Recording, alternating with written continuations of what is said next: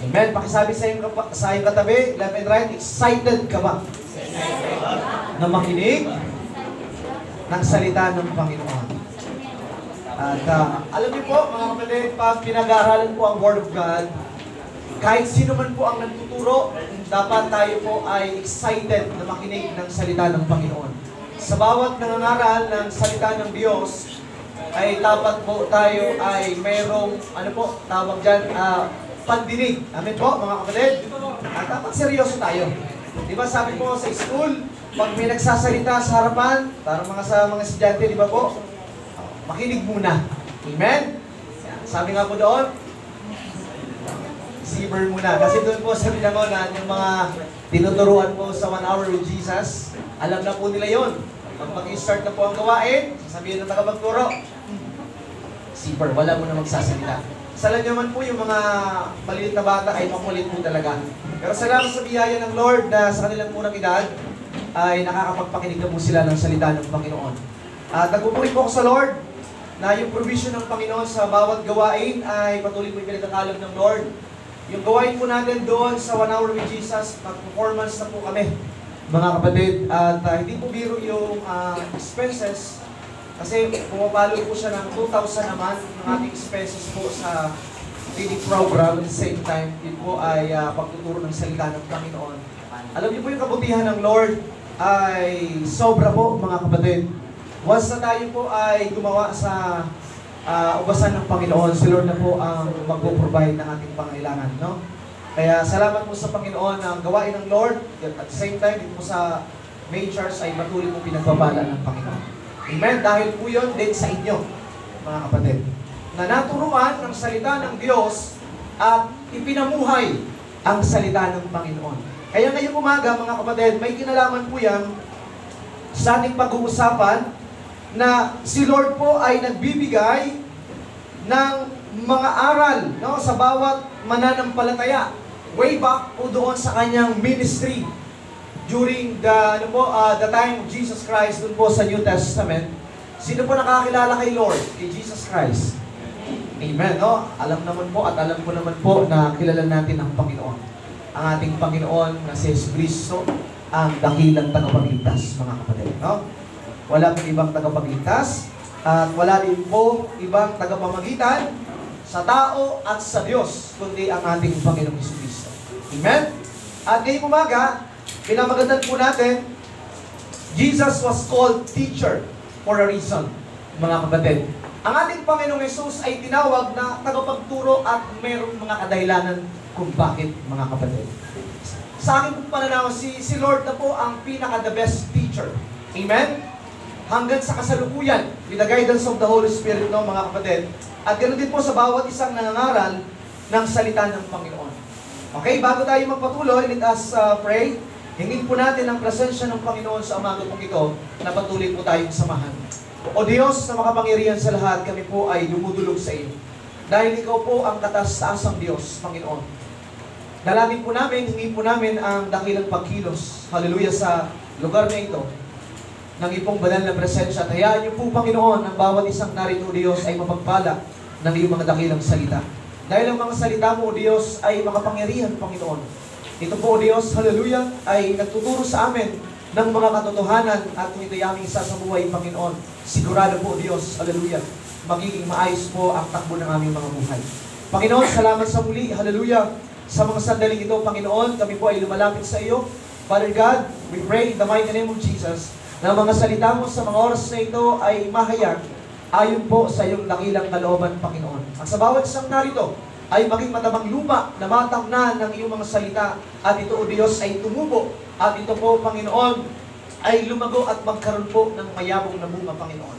Lord God, salamat sa muli. Hallelujah, gamitin mo lang din po ako bilang instrumento ng mga salita mong ito ay mahayag po ayon po sa iyong kalooban. Father God, we give you praise, honor, and thanksgiving. Ang lahat po ay magsabi ng Amen. Sige po, palakpakan po natin ang Panginoon, mga kapatid, sa mga po ito. Ako po ay lagi excited na magturo ng salita ng Panginoon. Amen po ba? At nagiging excited tayo sa pagtuturo ng Word of God kung yung lahat naman ay excited din makinig. Amen? Yan. Kaya aking po paalala, na pag nasa church po tayo mga kapatid, no, cellphone, please paki-silent mga kapatid, no, para wala po istorbo sa inyo sa pakikinig ng salita ng Panginoon. Very short lang po yung ating time na kinoconsume pagdating po sa pag-preach ng Word of God pag Sunday, kaya lubos-lubusin po natin. No, mga kapatid, tingin po tayo dyan. As the background po, as the Son of God, which is Jesus Christ, taught many things to help us as live, sabi po niya, live rather, victoriously. Let's look at the life lessons that we can learn from Jesus Christ. Amen po ba mga kapatid? Si Lord, na anak ng kataas-taasang Diyos, ay nagbibigay sa atin at nagtuturo sa atin kung paano tayo makapamuhay ng may katagumpayan. Amen po mga kapatid, at pag-aralan po natin ang buhay ng ating Panginoon. Tuloy tayo. There are many words used, no, mga kapatid, to describe Jesus. Kaya tinanong ko po kayo kanina, kilala ba natin si Jesus Christ? Amen. Siya po ay Lord, mga kapatid, siya po ay Panginoon. Siya po ang dakilang tagapagligtas. Siya po ang kataas-tasang hari o hari ng mga hari. At sabi po dyan, He is the Redeemer, mga kapatid, ang tagapagligtas. One word that some people forget is a teacher. Ganon din po ang ating Panginoong Jesus ay maayos o sabi po natin, ang dakilang tagapagturo. Amen po ba mga kapatid? No? Minsan, di ba sa school, minsan namimili tayo kung sino ba yung paborito nating teacher. Ay, yung teacher na yan sa math, magaling magturo yan. No? Pero dito, pinag-uusapan po natin, walang ibang dakilang tagapagturo na matututunan ng isang Kristiyano ay ang ating Panginoong Jesucristo. At nandito po yan sa salita ng Panginoon. Now, what some don't know is that of the 90 times Jesus was addressed directly in the gospel, no? Yung pagtuturo ng ating Panginoon Jesucristo at tinutukoy na si Jesus. Sabi po niya, 60 of those times, He was called Jesus. Amen? Sabihin nga po natin, Jesus. Jesus. Sabihin po natin, laksan po natin, Jesus. Jesus. Amen. Hallelujah. At patuloy tayo. This is a big indicator that His role as a teacher to the disciples and to us is important. Totoo po mga kapatid, no? Kaya di ba sabi ko sa inyo, mga kapatid, pag may nagtuturo, dapat yung mga tinuturuan ay matutong makinig. Di ba sinabi ko sa inyo kanina, yung introduction natin, na yung mga kids po doon sa Binangonan ay pag sinabing, kailangan receiver ang mga bibig habang may nagsasalita. Kaya si Lord ay nagbigay, sabi po dyan, His role as a teacher to disciples and to us is very important mga kapatid. Nung si Christ po ay nagtuturo pa sa kanyang mga disipulo, sino nga po yung mga 12 disciples? Madami po sila, no? 12. At yung inner 3, si John, si Peter, at si James. At yung kanyang pinakakanang kamay ay sino po? Si John, no? Mga kapatid. At kung titingnan po natin, yung mga disipulo, habang kasama nila si Jesus Christ, ay itinuturo ng Lord kung papaano mag-minister. Amen po ba? Kung papaano ang dapat maging isang buhay ng isang tagasunod ni Kristo. At the same time, ganoon din po sa atin ngayon.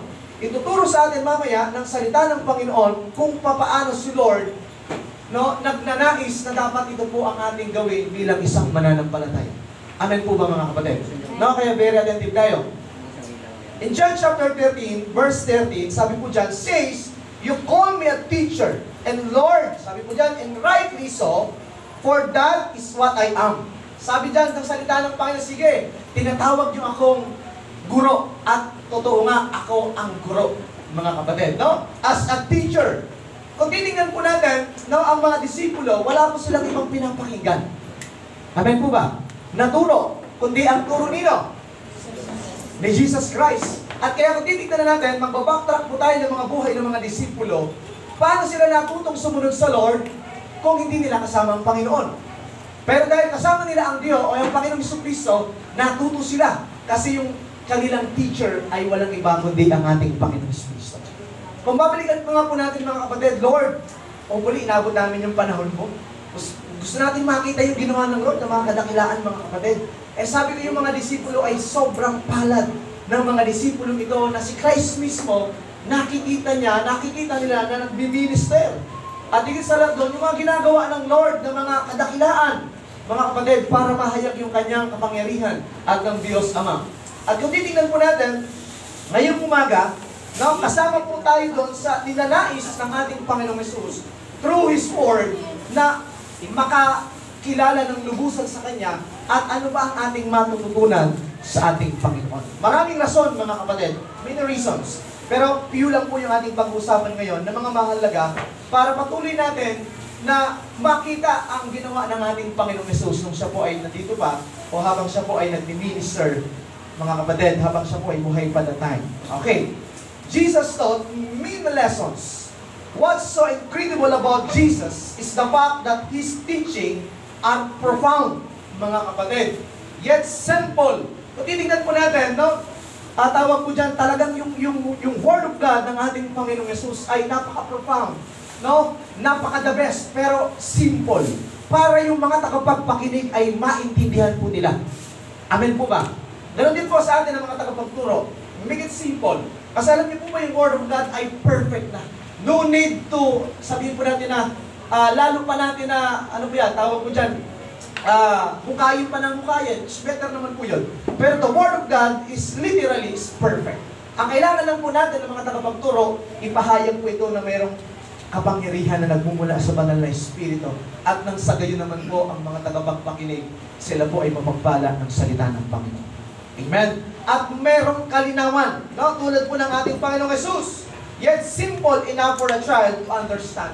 Kaya kung titignan po natin, yung mga disipulo ay tinuruan ng Lord paunti-unti. Amen po ba? Hindi naman sila punersa na ganito dapat ito ang gagawin ninyo. Paunti-unti, mga kapatid. Katulad po sa atin, nung tayo po ay makakilala sa Panginoon, hindi unti-unti, mga kapatid.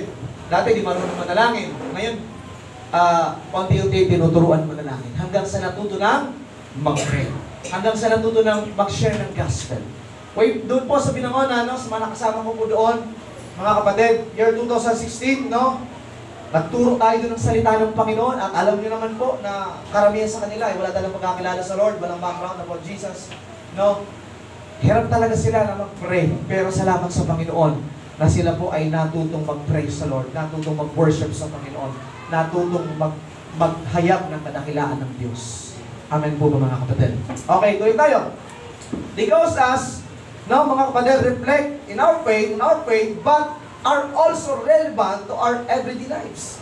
Yung tinuturo ng ating Panginoong Jesucristo ay napakahalaga sa buhay po ng isang mananampalataya sa araw-araw. Amen po ba? Ay nga sabi po doon, yung salita ng Panginoon parang tinapay. No, sa daily bread rather.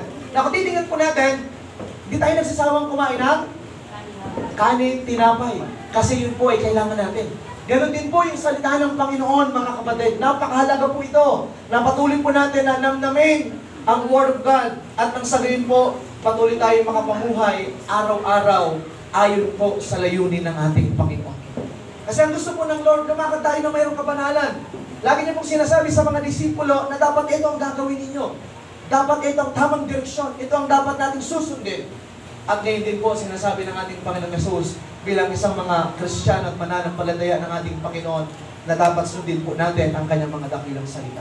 One of the biggest lessons Jesus taught is that the kingdom of God has begun on earth with His ministry. Totoo po mga kapatid. At asan po ang kingdom of God? Where's the kingdom of God? Literally. Sa atin po, nandito. Mga kapatid, at saan po naghahari ang Diyos? Of course, doon po sa kingdom of God. Asan po yun? Kabilang po tayo doon. Tayo po'y kabilang sa kingdom of God, mga kapatid. Kasi imposible na yung kingdom of God ay nandun sa sabungan. Nandun sa sukalan. Imposible mga kapatid, wala po doon yung paghahari ng Diyos. Naghahari ang Diyos kung saan po nandun si Lord sentro. Amen po mga kapatid. Ganon din sa buhay po natin. No, ganon din po sa pamilya na dapat si Christ po ang maging sentro. Na si Lord po ang nakahari sa buhay ng isang buong pamilya. At ganoon din po sa church. Kasi ang Lord po, mga kapatid, no, ay siya po yung ating kataas-taasang Diyos. At yung kingdom, kabilang po tayo doon. No? Na dapat tayo ay nagpa-function, dapat tayo ay gumagawa ayon po doon sa panukala ng ating Panginoon. Tinuturuan tayo through His Word. We can learn so much from His great teachings. Ang dami po mga kapatid na turo ng ating Panginoong Hesus na ating matututunan.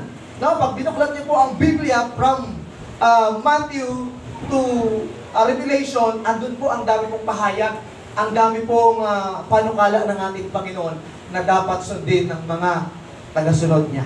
Amen po ba? At ngayon, pag-usapan po natin, hindi naman po lahat kasi hindi matatapos po ang Sunday na ito. Pag pinag-usapan po natin ang kadakilaan at ang mga ginawang dakila ng ating Panginoon na ating matutunan, ma-apply sa buhay ng isang Kristiyano. Alam niyo po mga kapatid, pag ako po'y nangangaral, no, hindi ko naman ninanais na matutunan niyo po lahat. Kahit isa lang na aral ng salita ng Panginoon at matutunan po natin at lakaran ang isa buhay, okay na po ako doon mga kapatid. Madalas ko sinasabi sa mga kapatiran po natin sa binangonan, hindi nyo na kailangan na tandaan pa lahat ng aking mga tinuturo. Isa lang, sa loob ng Sunday, isa lang na aral ng salita ng Diyos o ng ating Panginoong Hesus, ang inyo pong maintindihan, maisaisip at masaisip sa puso at may sagawa, okay na mga kapatid.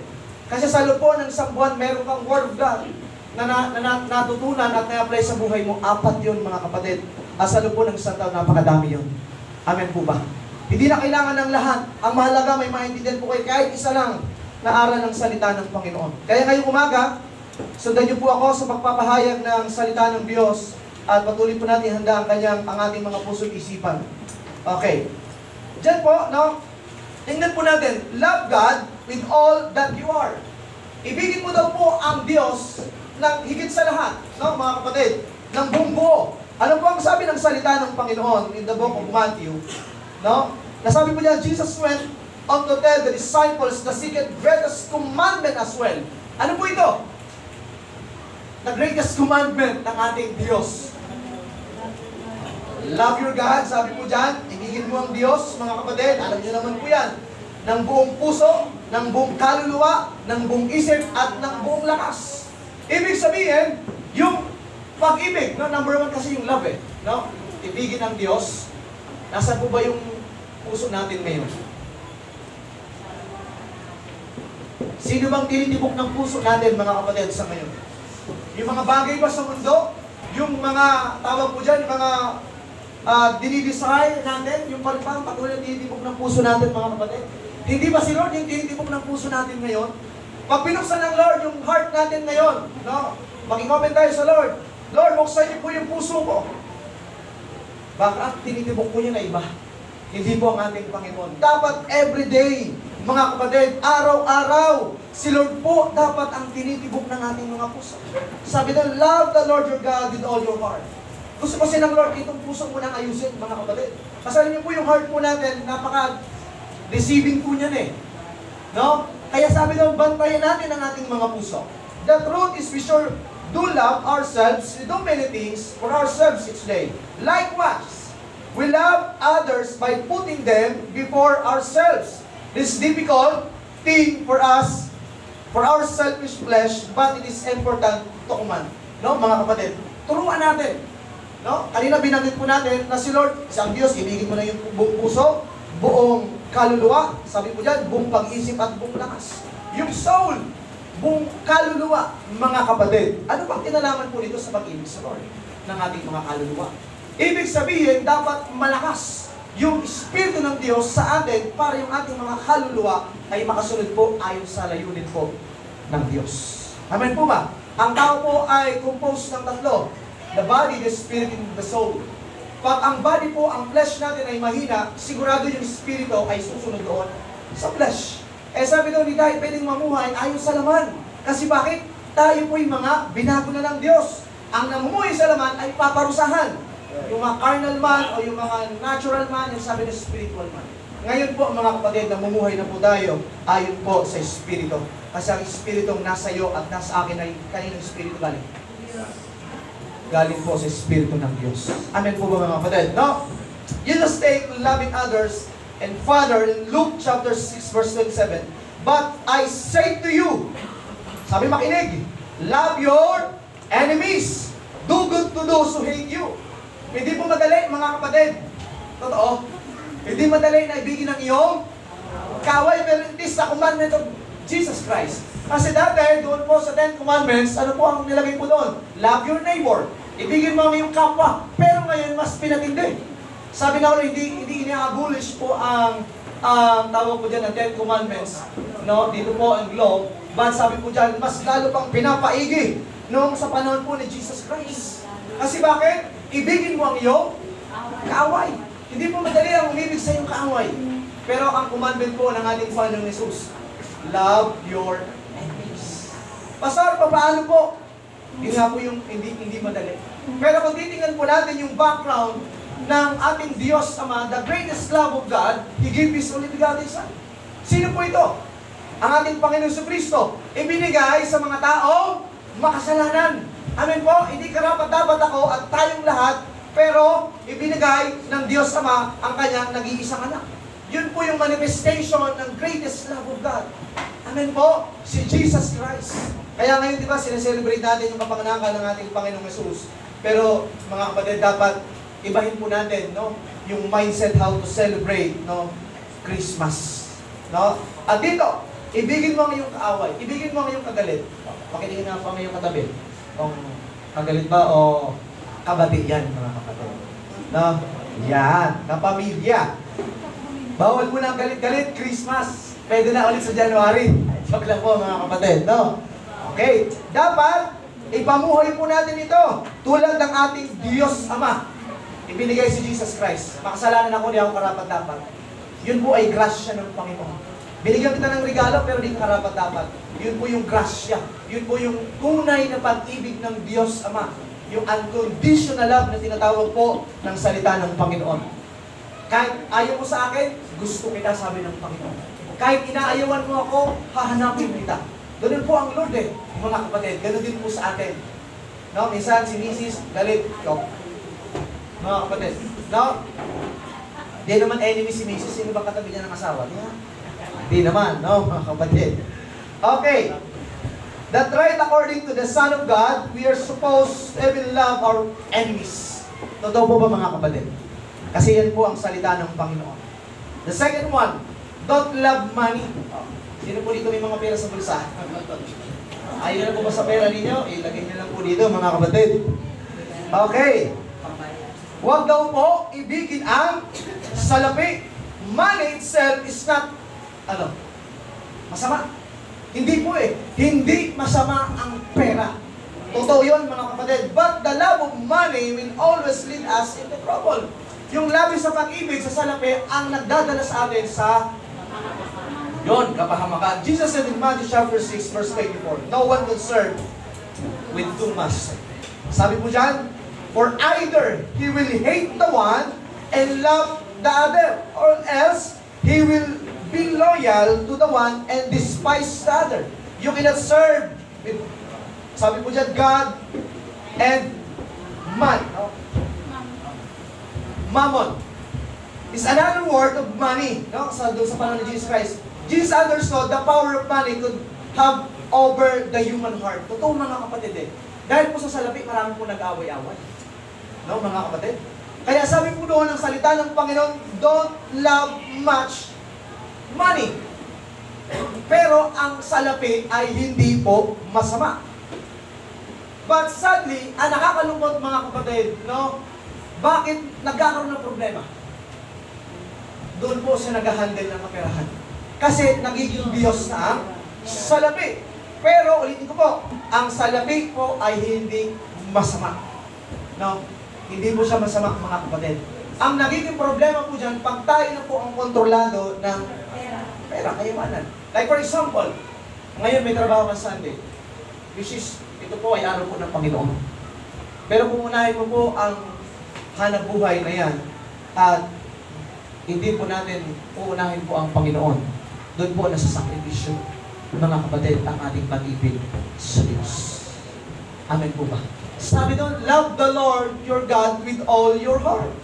At asan ang ating puso? At kung nasa ang ating puso, nandun po tayo, mga kapatid. Totoo po ba? Kasi nandun ang pag-ibig natin.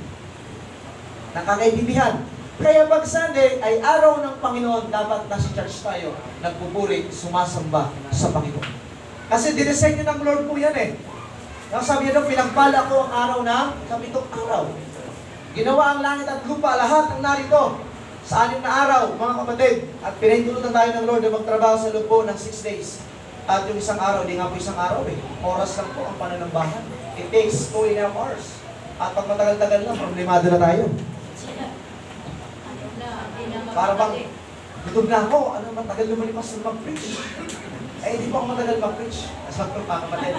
No?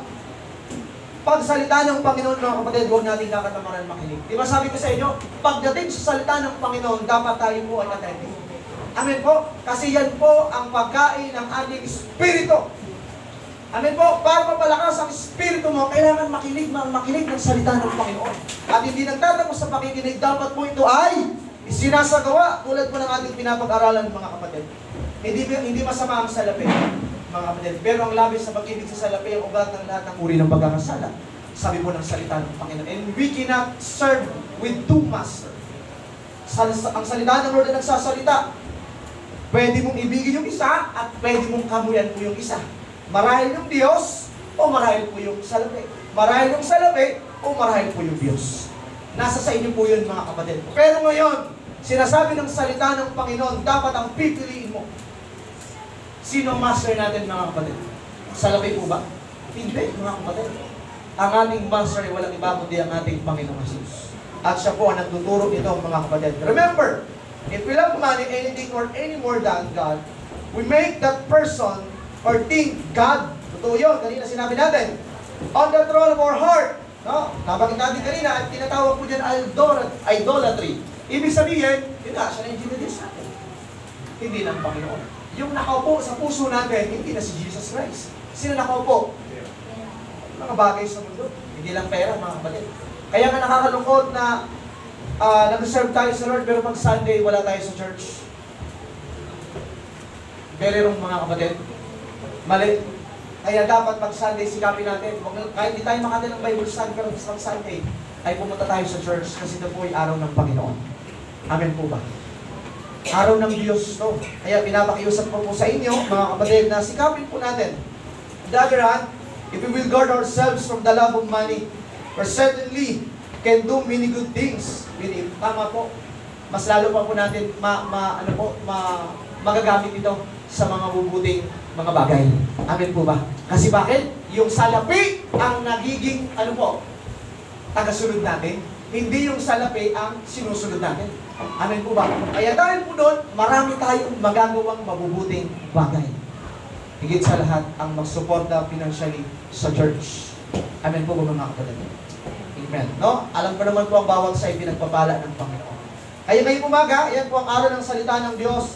Huwag natin masyadong ibigin po ang mga salapi. Yung mga bagay-bagay sa mundo, dahil yan po ay dadalhin po na tayo yan sa kapakpakan, mga kapatid. Pero kung uunahin po natin ang Panginoon, sigurado, no? Magiging maayos po ang takbo ng ating buhay. Do not worry about earthly needs. Trust God to provide. Ngayon, marami po ang masyadong busy kasi December. Kasi dapat pag December, marami daw pong ganito.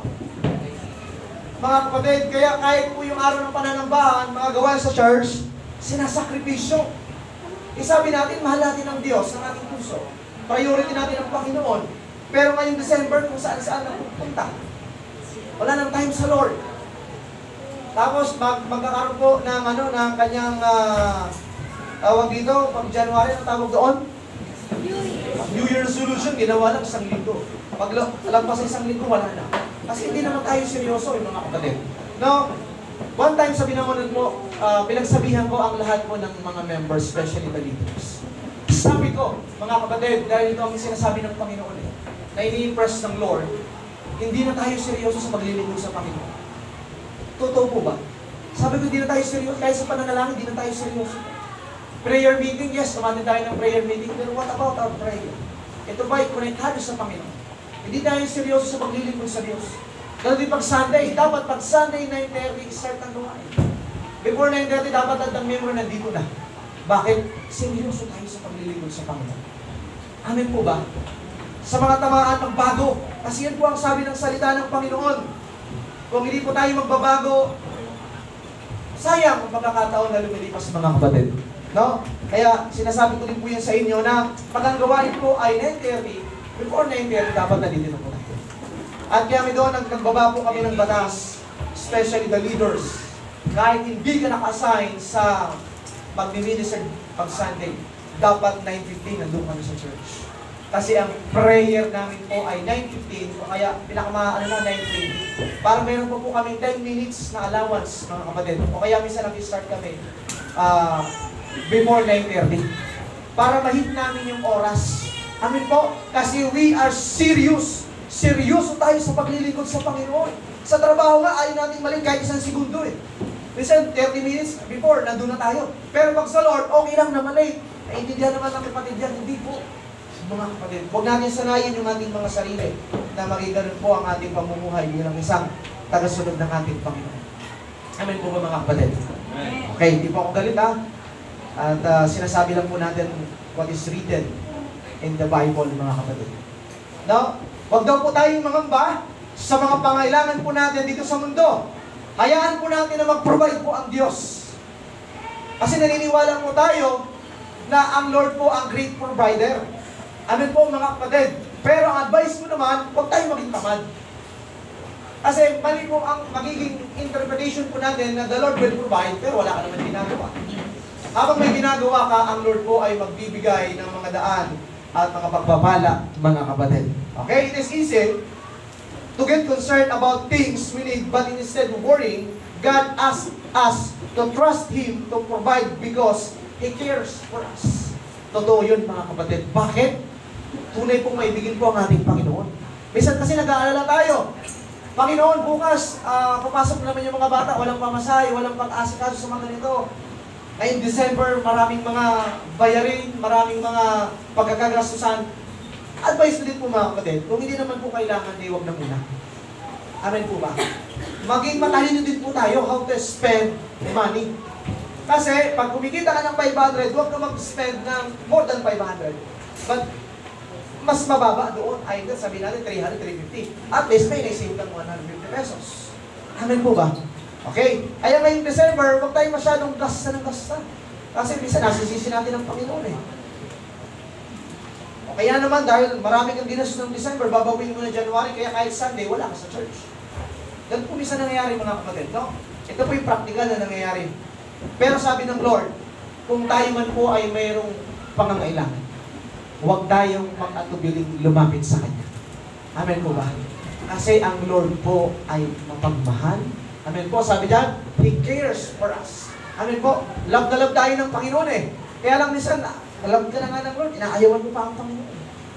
Pero ang Lord po ay mahal po tayo ng Panginoon. And He will provide all our needs. Not our wants. Hindi yung ating mga luho. Pag luho na po, hindi na po yan pwede sa Panginoon.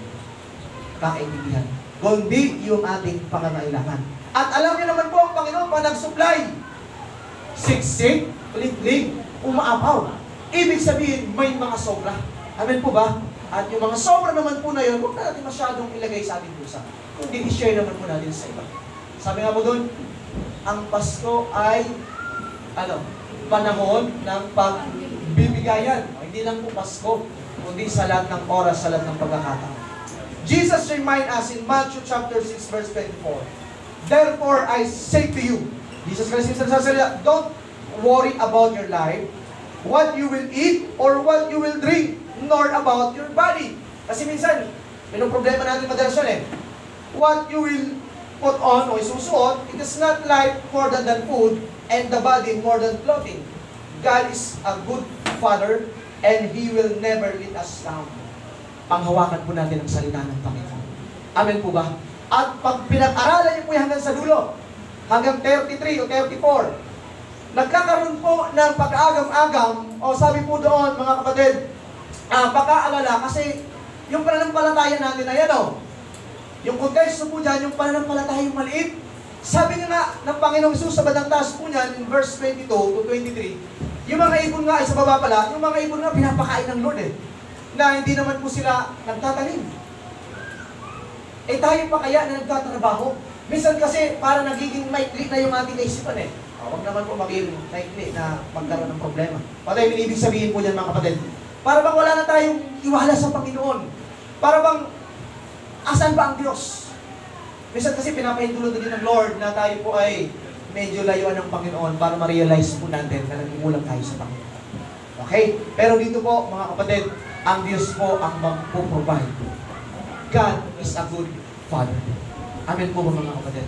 At pag pinag-aralan mo po ang salita ng Panginoon, pag kino-connect-connecta po natin yan, ang anak bang humihingi ng isda ay bibigyan ng ahas ng mga magulang? Hindi, mga kapatid. Totoo. Kaya pag humihingi tayo sa Panginoon, i-claim po natin na ito po ay ibibigay ng Diyos. Okay? At yan po ay ipoprovide ng Panginoon yung ating mga pangangailangan sa araw-araw. Kaya huwag po tayong mag-alala. Don't worry, mga kapatid. Amen? Dapat lang na magtiwala sa Panginoon. Ayan po ang mga tinuturo ni Jesus Christ una sa mga disipulo at sa atin din po ngayon, mga kapatid. Tuloy tayo, bibilisan ko po. Spiritual greatness is achieved through serving others and being humble. Totoo, mga kapatid. Kung tayo naman po, mga mananampalataya, the leaders, no, na tayo po ay pinagkalooban ng Diyos na makapag-serve sa Kanya sa ganitong uri ng mga paglilingkod sa Panginoon, maging humble naman po tayo. Amen po. Huwag tayong maging tulad po nung ipinroklaman ni Marcos. Yun. Na batas militar. Na dapat pag sinabi ko, gawin ninyo. Pero, hindi po ganun ang sabi ng salita ng Panginoon. Kakaintindihan po ba tayo sa mga leaders? Na dapat, maging humble po tayo. Like Jesus Christ, mga kapatid. Anak siya ng Lord, pero nagpakababa para abutin po yung mga tao. Amen po ba? Kasi kung si Jesus Christ ay dumating sa lupang Diyos, ay patay tayong lahat, mga kapatid, dahil sa kanyang kabanalan. Pero siya po ay nagpakababa, nagkatawang tao para abutin po tayong mga tao. Ganun po ang ating Panginoon Kristo. Ganun din sa paglilingkod natin sa Panginoon. The religious leaders of Jesus' day, mga ito po, the Pharisees, the Sadducees, and then the scribes, they thought that being holy or spiritual meant praying loudly, everyone to hear, giving money for everyone to see, and avoiding sinners. Kung titingnan po natin, itong mga Pariseyo, pakitang tao po sila. Yung kanilang mga ginagawa. Mga kapatid, sa atin sa paglilingkod sa Lord, hindi natin kayang tapalan ng Panginoon ng pera. Dahil sa pagbibigay, masabing sumusunod tayo sa Panginoon, pero sa ating puso ay hindi naman. Mga kapatid, ito ang katotohanan. Hindi natin kayang dayain ng Panginoon. Amen po ba? Nagkakaintindihan. Oh, hindi natin pwedeng dayain ng Panginoon. Kasi yung mga Sadduceo, ganun po yung ginagawa nila eh. Mapagpaimbabaw. No? Pero sabi ng salita ng Panginoon, hindi yan yung batayan. However, Matthew chapter 23, Jesus taught, but who is greatest among you shall be your servant. Kaya may yung mga leaders at yung leadership sa church, hindi po katulad po ng pyramid. Binaliktad po yun. Nandun po tayo sa ilalim, serving the Lord and serving people. Amen po ba? Kaya yung mga tagapagpanguna ng iglesia, like ako na lang po, pastor, hindi po kami dapat batas militar. Na lahat ng sabihin namin ay tama. Mali po yun na prinsipyo, mga kapatid. At dapat matuto kami maging isang mabuting ehemplo. Example po, ako na lang po, mga kapatid, sa Binangonan. Dahil pioneering church po tayo doon, mga kapatid. No, nagsisimula po doon, no? Ako po naghahakot ng mga speaker, ako po naghahakot ng upuan, ako po naglilinis ng church. Lahat ginawa, mga kapatid, para maging mabuti tayong ehemplo sa kanila at nang sagayin din po sila, mga kapatid. Pag natuto, maging mabuti din po silang ehemplo sa mga bagong Kristiyano. Amen po ba? Kasi si Jesus Christ, ganun din po yung kanyang ginawa. Ang sabi niya, ang sino mang nagnanais na maging mataas, dapat muna ay maging tagasunod. Nakakaintindihan po ba yung mga kapatid? Porkit pastor ka na, porkit ministry leaders ka, hindi ka na pwedeng utusan, hindi ka na pwedeng gumalaw. Mali na pagkakaintindi. Amen po ba? Okay? No? Doon, ako na lang po, mga kapatid. Sabi ko, Lord, tawag dito, kailangan ko itong gawin dahil ito ang natutunan ko din sa paglilingkod. At ipinakita mo through His word na dapat ang maging tagapanguna ay, unang-una ay maging tagasunod. Mga kapatid. Hindi madali eh. Ako pa naglilis ng siya, ako po naglilis ng lahat. No? Ako po nag-set up ng speaker na yan kasi at the time, yung bahay mo namin ay malayo, hindi na po malayo sa church. Kaya yung church mo noon ay bukas pa. Hindi pwede iwan yung mga gamit. Morning, dadalhin mo namin yan doon, papunta sa church, at pabalik, gano'n naman. Hakot, pabalik, hakot papunta, hakot pabalik. Ginawa natin yun, mga kapatid. Kahit na tayo po ay tinatawag na pastor, kasi posisyon lang po yun, mga kapatid, pero sa paglilingkod sa Lord, hindi ba tayo po yun? No? Ginawa po natin yun, at alam niyo po sa biyaya ng Panginoon, yung mga manggagawa naman po doon ay natuto. So, mga kapatid. At dumating yung punto na hindi na po ako nagbubuhat, hindi na po ako nag-ano mga upuan, kasi natuto na po sila. Amen po ba? Kasi naging mabuti tayong ehemplo tulad po ng ating Panginoon. Humbly serving people in the name of Jesus Christ is the greatest indication that one's spirituality. Ibig sabihin, you are matured spiritually. Amen po? While serving Jesus Christ, we need to serve people. Amen po? Hindi po pwede, naglilingkod ka lang sa Panginoon, pero sa tao, puro kautos. Kahit hindi po mga kapatid, kaya mo naman gawin pala, pati iutos ko pa. Pwede naman pala natin puntahan na ikaw lang, o pwede mo pala gawin na ikaw lang, at maghahanap ka pa ng iba. Nakakaintindihan po ba tayo mga kapatid? No? Bilang mga manggagawa, no? Hindi ko na isa-isahin, mga manggagawa ng iglesia. Na be humble. Maging mapagpakumbaba po tayo sa lahat ng oras, sa lahat ng pagkakataon, sa isip, sa salita, at sa gawa, mga kapatid. Para hindi tayo magmataas. Kasi ang nagiging problema, pag nandun na po sa position, nagiging mataas na po ang tingin sa sarili. Which is yan po ay mali, mga kapatid. Si Satan, kaya kung bakit ibinagsak ni Yahweh dahil sa kanyang pagmamataas, dahil sa pride, gusto niyang higitan ang kataas-taasang Diyos. Gusto niyang maging Diyos. Ay, hindi naman po pwede, mga kapatid. Ano ginawa ng ating Panginoong Diyos sa kataas-taasang Diyos? Ibinagsak po si Satan. At siya ngayong tinawag na Lucifer. Ulit tayo. Losing your soul to gain the word is not worth it, mga kapatid. No, ito, medyo mabigat itong aral, mga kapatid, no? In Matthew chapter 16:26, Jesus asked, "For what a profit is it to a man if he gains the whole world and loses his life or soul rather?" Clearly, we have a choice to make. If we choose to the world, we lose our soul. But if we choose Jesus, we gain life. Totoo yun, mga kapatid. But choosing Jesus requires that we live differently than the world. Pag pinili mo si Kristong sundin, dapat huwag ka nang mamuhay ayon sa takbo ng sanlibutan. Nakakaintindihan po ba tayo, mga kapatid? Kasi bakit? Pinili mo na ang ating Panginoong Hesus.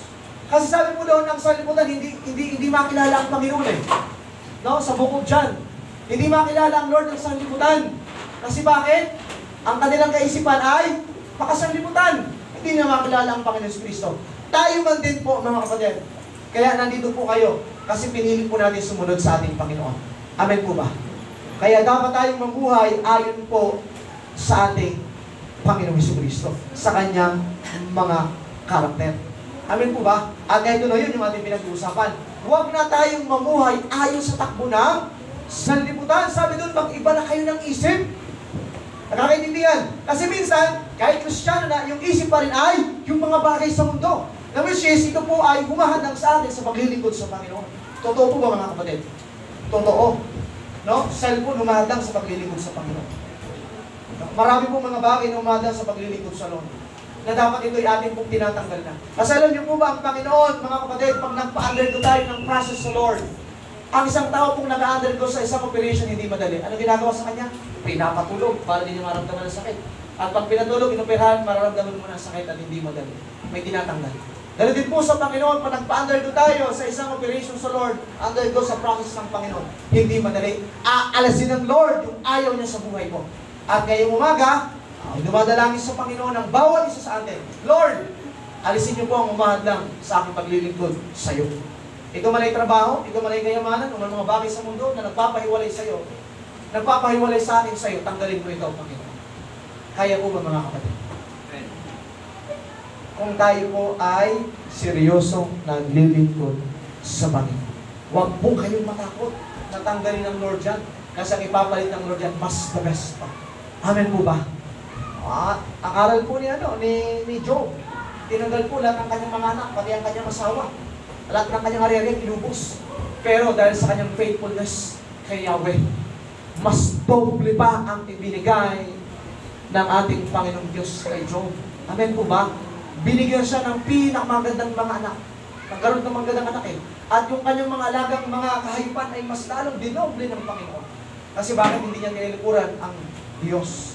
Sumunod siya sa ating Panginoon Jesus. Dala din po sa atin, mga kapatid. Minsan may tinatanggal ang Panginoon para maging maayos tayo sa Kanya. para makasunod tayo sa Lord eh. Kasi hindi yan naging hadlang para tayo po hindi makaalam mo ng todo, o patanggal natin sa Panginoon. Amen po mga kapatid, para makapag-serve tayo ng the best sa Lord. Okay, if you want forgiveness, first, you must give it. Oh, sa may mga kagalit, kaya kanina sinabi ko sa inyo, yung katabi nyo, tingnan nyo na. Bago daw po tayo mapatawad, dapat tayo po mismo unaan mag-forgive. And if you forgive, forget. Kung kayo po'y nagpatawad, kalimutan na. Huwag nang maging historian. Ikaw kasi, ginawa mo to. Pero pinatawad mo na. Tapos nagkaganon kayo, babalikan mo na. Hindi naging historian tayo, mga kapatid. Magaling tayo sa history. Namatawa kayo, pero yun po yung totoo. Inuungkat pa yung mga dati na. Pero pinatawad mo siya eh. Kaya lang hindi kumalimot. Yung pa problema. Pero ang ating Panginoong Diyos, si Yahweh, ang ating kataas-taasang Diyos, nagpatawad at kinalimutan. At sabi po doon, nung tayo po inilinis ng Lord, para po tayo mga pinaputing niebe, na sobrang linis sa harapan ng Diyos. Dati maruming pasahan, pero ngayon ay nagbubusilak ang kabutihan sa harapan ng Diyos. Kasi nagpatawad ang Diyos Ama eh. At kinalimutan niya po ang lahat ng ating mga kasalanan. Kaya nga nabigyan tayo ng pagkakataon na magkaroon po ng buhay na walang hanggan. Amen po ba? Makasalanan ka eh. Hindi po tayo karapat-dapat, pero salamat sa Diyos Ama. He gave His only begotten Son, Jesus Christ. At si Jesus Christ naman po, tinake yung kanyang cross. Ano po ito yung sakripisyo? Na dapat tayo po yung ibako sa cross, pero salamat sa ating Panginoong Jesus na siya po yung nabayubay sa cross para sa iyo, para sa akin, na dapat tayo po ang parusahan. Kakaintindihan po tayo mga kapatid. Kaya walang rason, mga kapatid, na hindi tayo mag-serve sa Lord. Ibigay po natin ang pinaka-the best sa Panginoon. Forgiveness. Napakalaga po ito. Huwag manatili po ang sama ng loob po sa ating mga puso. Receiving forgiveness for a wrong you've committed sure feels great. But in the kingdom of God, to receive forgiveness, you must be willing to forgive others. Kasi pinatawad din tayo ng Diyos Ama eh. Amen po mga kapatid? Eh tayo pa kayong tao, hindi marunong magpatawad. Ang Diyos nga ay nagpatawad. Isa kasi nakakalimutan po natin yun. Jesus teaches us, for if you forgive men their trespasses, your heavenly Father will also forgive you. Kung nagpatawad po kayo, papatawarin din po tayo ng Diyos amang nasa langit. But if you do not forgive men their trespasses, neither will your Father forgive your trespass. Yung ating mga pagkukulang, yung ating mga kasalanan, hindi tayo papatawarin ng Panginoon. Kaya kung may mga guilt pa yan, may mga sama pa ng loob sa ating mga puso, alisin na po natin.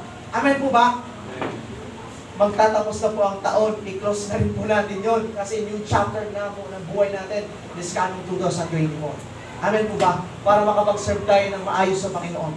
Forgiveness does not mean that what someone did you was okay, but you are releasing them or repaying you for the wrong. Mali po yun. Which the most likely cannot repay. Anyway, releasing them, peace, you to have peace and to enjoy your life. Kasi sa magpapatawad mga kapatid, hindi ka lang forgive, kundi nagkaroon ka ng peace. Amen po ba? Nagkaroon ka kapayapaan kasi pag nakikita mo siya, mahal mo na siya. Amen po? Nagbabatian, hindi plastikan. Which wala naman po sa church yan. Mga kapatid, hindi natin pinapahintulutan yung ganyan na bago galing sa church ng plastikan. Kundi, mayroon pong tunay na pagmamahalan.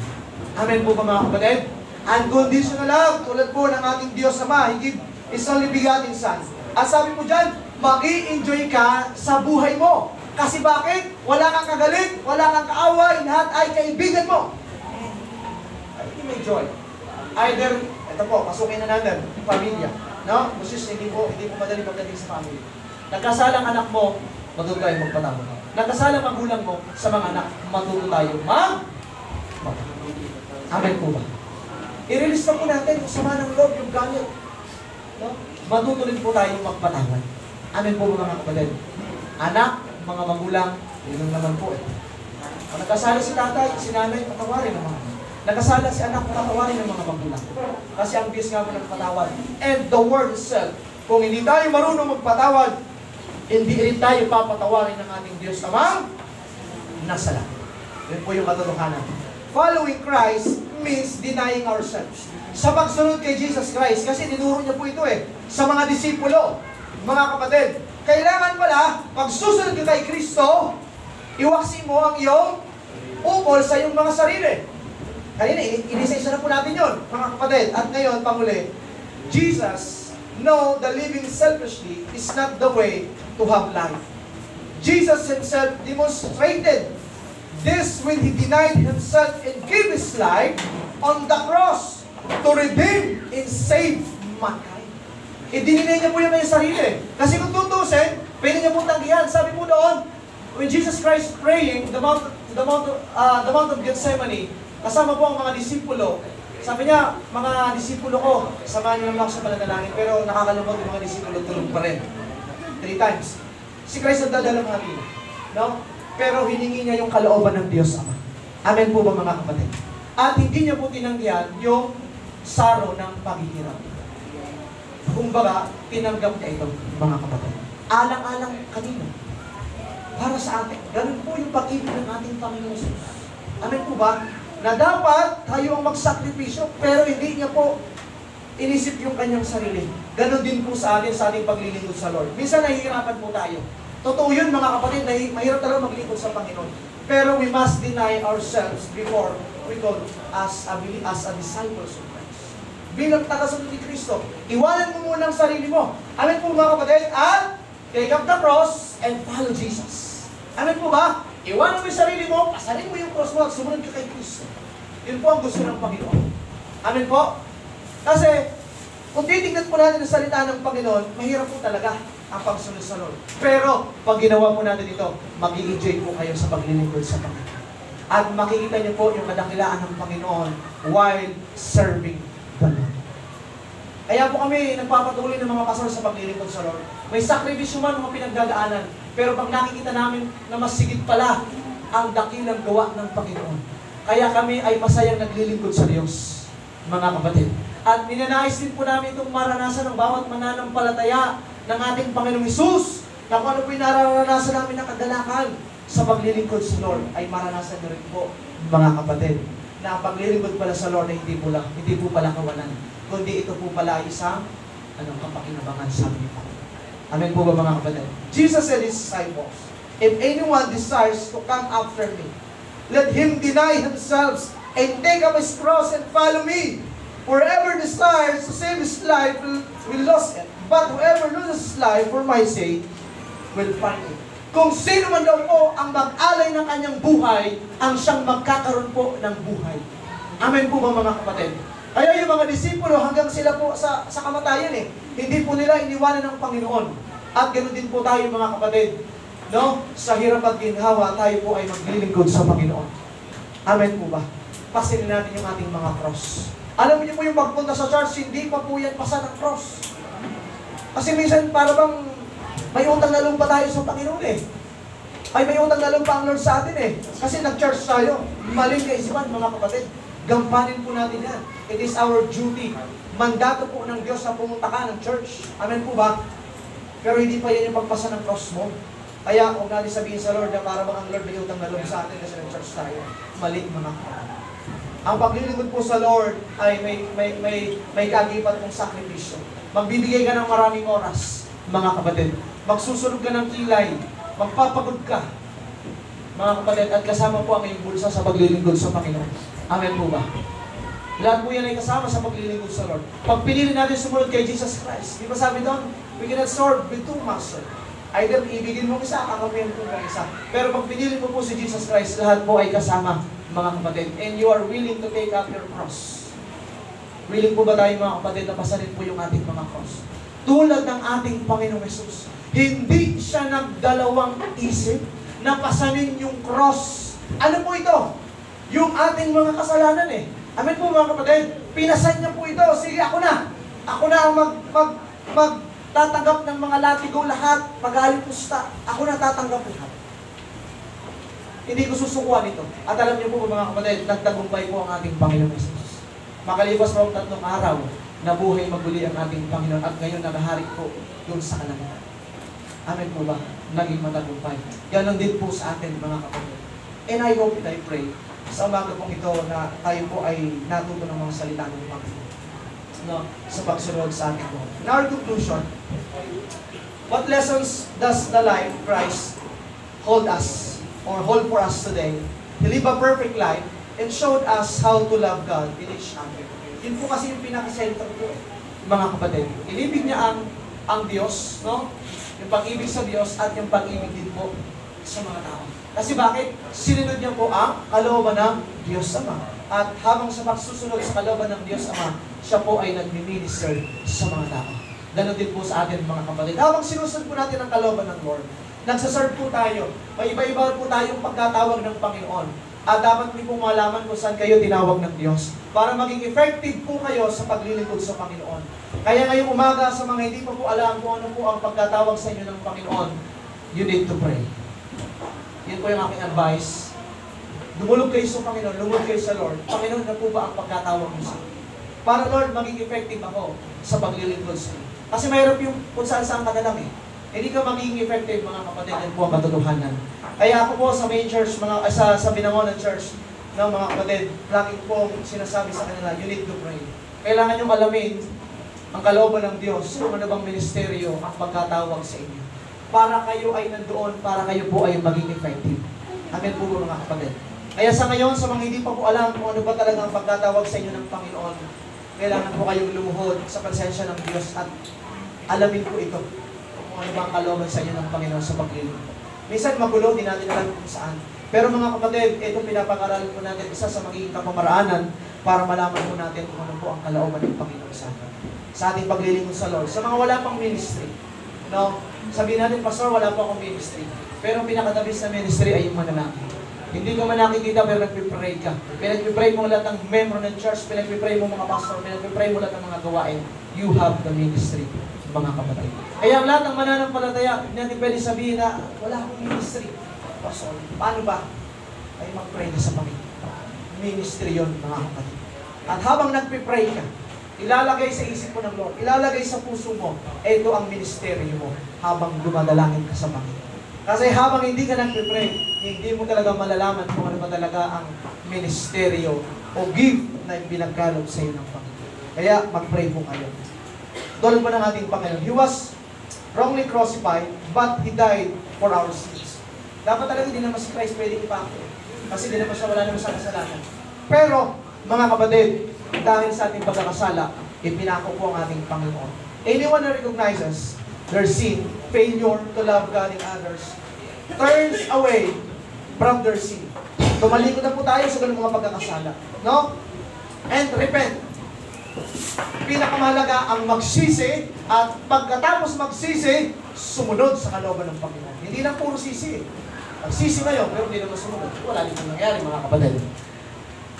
And then believers of Jesus to rescue them and be their Lord will begin a new and eternal life.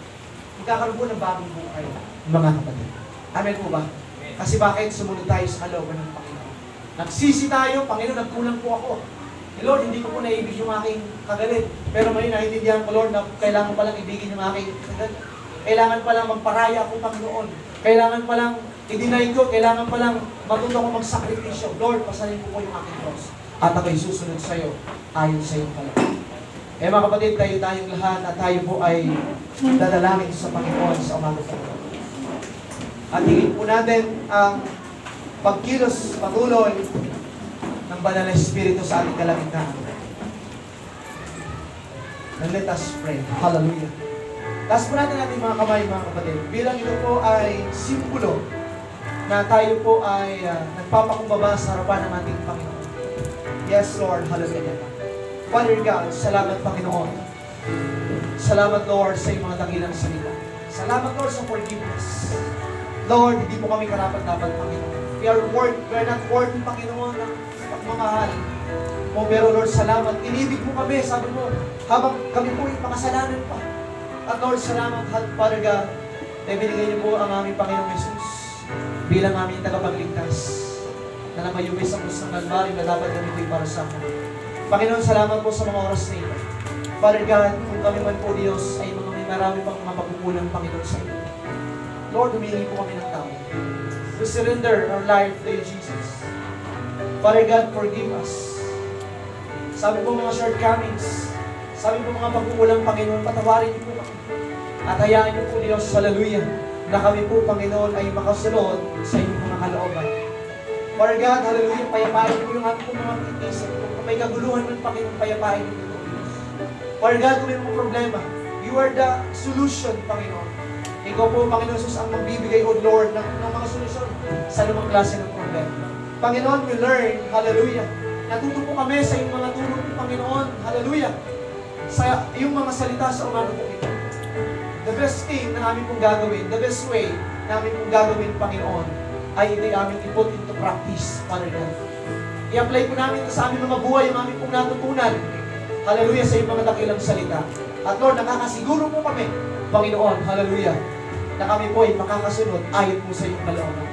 At Lord, Father God, sa mga narito na hindi pa alam kung anong kalooban ninyo po, Panginoon, sa kanila, sa kanila paglilingkod sa inyo. Father God, hallelujah, nakataas mo ang aming mga kamay. Kami po'y dumudulog sa iyo, Panginoon, para maging effective kami, Lord, sa bawat ministry. Hallelujah. Father God, ibigay niyo po, Panginoon, sa amin. Lord, give us the wisdom through your word, hallelujah, na maka-inline, Panginoon, ang aming mga panalangin ito sa inyo sa umagang po ito. Na kung ano po ang inyong kalooban sa amin, sa aming paglilingkod sa inyo. Kung saan po kami tinawag, O Diyos, Lord, ipaalam niyo po ito sa amin, Panginoon, through prayer, hallelujah, at sa mamagitan po ng iyong mga dakilang salita. At nang sa rin, O Diyos, makasunod po kami, Panginoon, ng effective, o magawa po namin effectively, kung saan po kami tinawag, Panginoon. Father God, salamat po, hallelujah. Lord, continue to cover us, hallelujah, ng iyong precious blood, Panginoon. Father God, salamat sa muli sa iyong mga dakilang salita. We are victorious, hallelujah. In the mighty name of Jesus. And this we pray. Ang lahat may magsabi ng Amen. Panginoon.